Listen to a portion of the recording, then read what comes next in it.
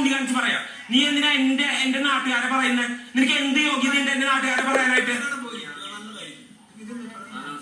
ഷാനവാസിന് വാക്കുകളെ നിയന്ത്രിക്കാൻ പഠിക്കണം. ഷാനവാസൻ എന്റെ നാട്ടുകാരെ പറയാനുള്ള എന്റെ നാട്ടുകാരെ കുറിച്ച് പറയാനുള്ള യാതൊരുവിധ യോഗ്യതയും നിനക്കില്ല.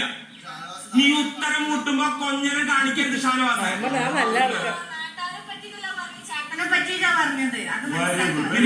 നിനക്ക് എന്ത് വേണമെങ്കിൽ എന്നെ ചൂണ്ടിക്കാണിച്ച് പറയാം. എന്റെ നാട്ടുകാരെ കുറിച്ച് പറയാനുള്ള യാതൊരു തരത്തിലുള്ള അവകാശവും എനിക്കില്ല. മനസ്സിലായോ?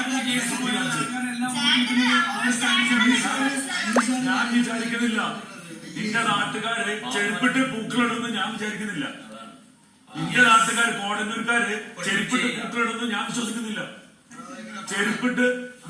ചെരുപ്പിട്ട് പൂക്കളം ഇടരുത് എന്നുള്ളത് നിനക്ക് ചൂണ്ടിക്കാണിച്ചപ്പോ നീ ആ ചെരുപ്പിട്ടിട്ട് തന്നെ പൂക്കളിടുന്നു എന്നുള്ളത് കാണിച്ചതാണ് മര്യാദക്കേട്.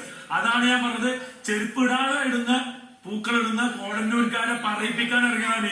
എത്ര നേരം ഇവിടെ പൂവ് വന്നിട്ട് ആരെങ്കിലും ഇട്ടോ? ആരെങ്കിലും ഇനിഷ്യേറ്റീവ് എടുത്ത? ആരെങ്കിലും ഇനിഷ്യേറ്റീവ് എടുത്തോ?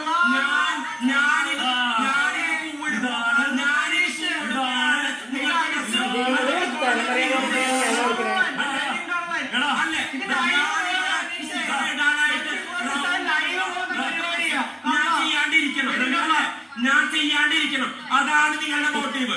എന്നെ കൊണ്ട് ചെയ്യിപ്പിക്കരുത്. അതാണ് നിങ്ങളുടെ മോട്ടീവ്. അല്ലാതെ ഞാൻ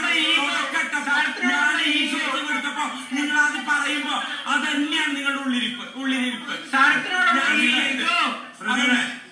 ഞാൻ തുടക്കം മുതലേ പറഞ്ഞുകൊണ്ടിരിക്കുന്നത് ഇതാണ്. ഇവൻ തെറ്റിദ്ധരിപ്പിക്കേണ്ട ഉസ്താദാണ്.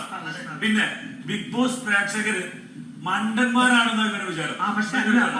ഇവൻ ബിഗ് ബോസ് പ്രേക്ഷകരെ മണ്ടന്മാരാക്കിക്കൊണ്ടിരിക്കുക. സെക്കൻഡ് പോലും ആയിട്ടില്ല പൂക്കൾ വന്നിട്ട്.